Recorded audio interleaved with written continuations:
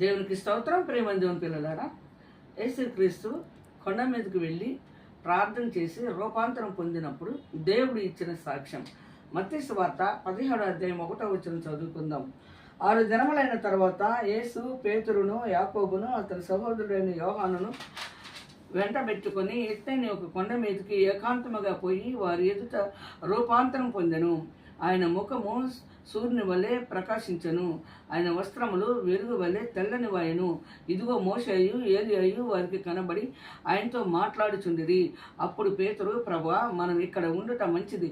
నీకు ఇష్టమైతే ఇక్కడ నీకు ఒకటియు, మోషేకు ఒకటియు, ఏలియాకు ఒకటియు 3 పర్ణశాలలు కట్టుదునని యేసుతో చెప్పాను.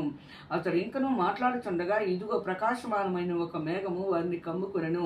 ఇదిగో ఈయన నా ప్రియకుమారుడు, ఈయన యందు నేను ఆనందించుచున్నాను, ఈయన మాటలు వినుడని ఒక శబ్దము ఆ మేఘములో నుండి పుట్టెను.